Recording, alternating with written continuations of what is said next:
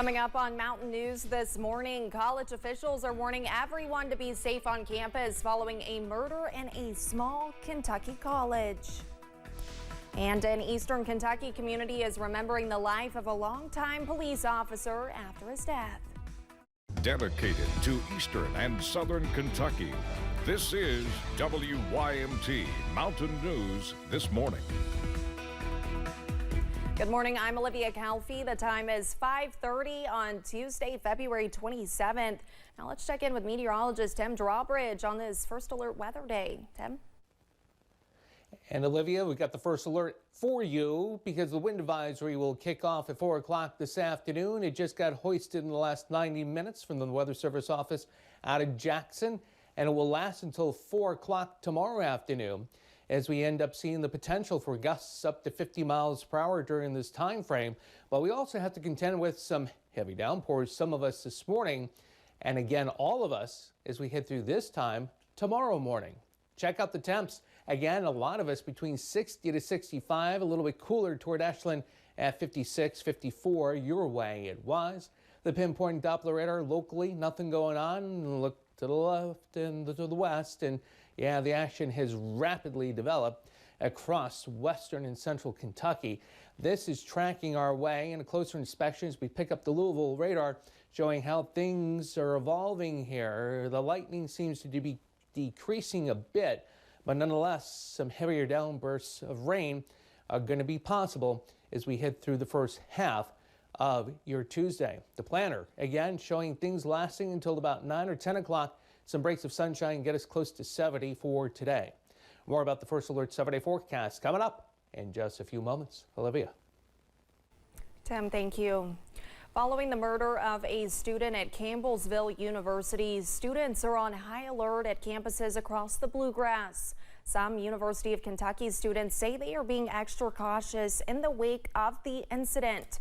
Julia Sandor talked with UK police about how they're ensuring campus safety.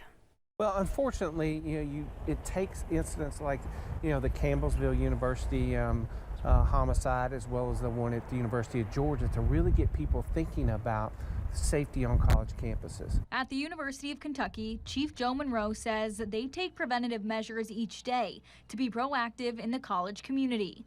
It's one reason freshman roommates Madison and Aaron feel safe in their dorm room. We have to take these online courses at the beginning of the year, and I think we have to do them each semester, like redo them on campus safety.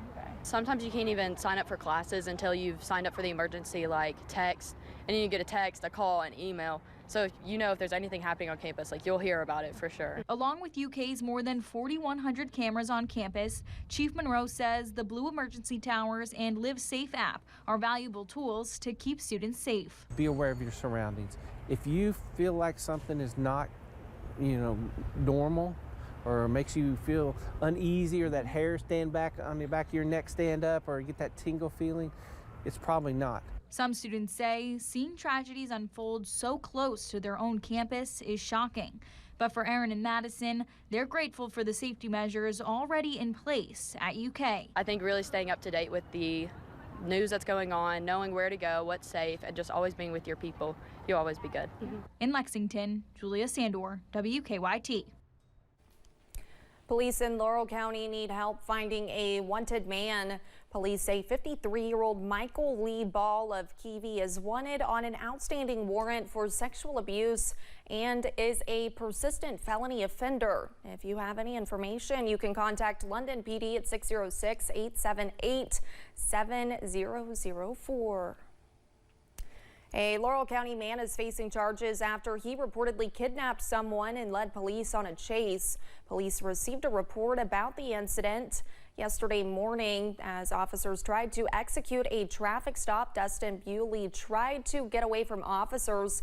The chase ended after Bewley's vehicle overturned after hitting a guide wire for a utility pole. Bewley was taken to the Laurel County Correctional Center. The victim was taken to the hospital for possible minor injuries. Also in Laurel County, a Wisconsin man is facing charges after police say he stole an SUV. Deputies with the Laurel County Sheriff's Office pulled over 61-year-old Stephen Robert Powers of North Laurel Road Sunday afternoon. During the traffic stop, deputies noticed the front and rear windshields were busted out of the gray Ford Explorer. During an investigation, officials learned the SUV had been stolen out of Mississippi. In Pulaski County, a Somerset man is in jail after police say they reportedly found illegal drugs in a hotel room he was staying in. Deputies with the sheriff's office brought 47-year-old Robert Fletcher into custody last week. Officers had received a report of Fletcher renting several separate rooms, one of which contained illegal drugs. Police found meth with a field weight of more than 2 grams in Fletcher's possession. A man accused of killing his wife will be in court next week. James Brock is charged with murder, domestic violence. The Pulaski County Sheriff's Office says they found Doris Brock shot to death and James unresponsive in their home last week. James was taken to the hospital to be treated for an apparent overdose. James is in jail on a $500,000 bond. He will be in court March 6th. Folks are remembering the legacy of former London Police Chief William Bill Smith. Smith served in the department for more than 20 years. He also founded and operated Ambulance Incorporated of Laurel County in 1977, being involved in multiple ways, including his church. Current police chief Chuck Johnson says Smith loved serving his community. Had a servant's heart. He not only was the chief of police here at the London Police Department, but he also was the president and owner of Ambulance Incorporated, the ambulance service here in Laurel County. So he's been heavily involved in public service for basically his entire life. Johnson says they will continue to honor Smith and carry on his legacy forever. Hazard Community and Technical College is partnering with organizations to better equip community members. WYMT's Chandler Wilcox tells us about the partnerships and how they have benefited the area. Several computers are set up at Beacons of Hope. Clients have the opportunity to earn a certification, increasing their chances of employment. We provide GED services there, also some additional classes there. The benefits are already showing off. We're almost ready to have our very first graduate that started from the very first day they got here to the end. Burke says clients are excited about the opportunity. They never thought they had the opportunity to go back to school and be able to get that education that everyone deserves the opportunity to get. And they're getting it here, right here on this campus, because of people that care in this community.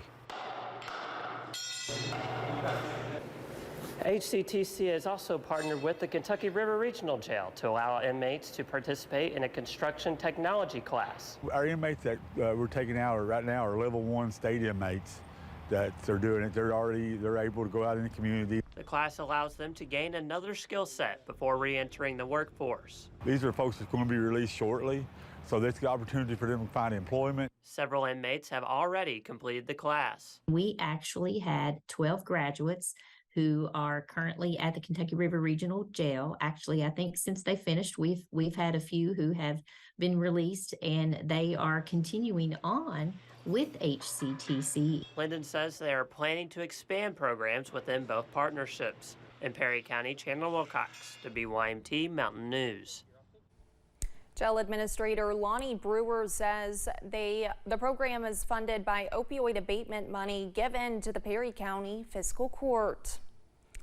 February is Black History Month. Not only is it a time to honor our nation's history, but to reflect on the history being made in our communities.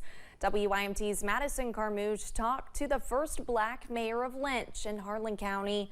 Not only did he break barriers by being the first, but community members say that Pastor Ronnie Hampton has changed their lives for the better. I can't begin to tell you how much what he means to me and what he means to the area around here. He's just a super individual. To me, the color of his skin didn't matter. It was his character and his, like I said, his integrity as a man. Hampton says there were many factors that prepared him for a role like being the mayor of his hometown. Part 1 of a story of trials and tribulations will air right here on WYMT Wednesday at 6.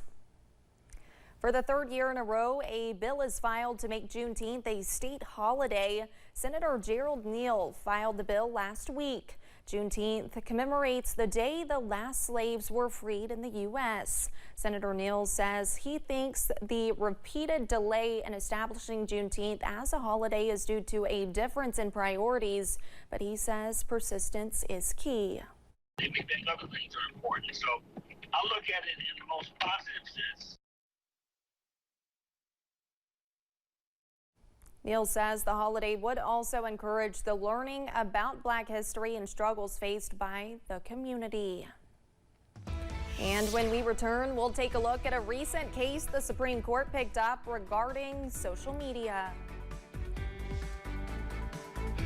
And the pinpoint Doppler radar locally, not much is going on. Out to the west, though, a lightning show in the Ville. We'll talk about how this will affect the Tuesday morning drive to work and school. Your First Alert 7-day forecast is coming up right after this.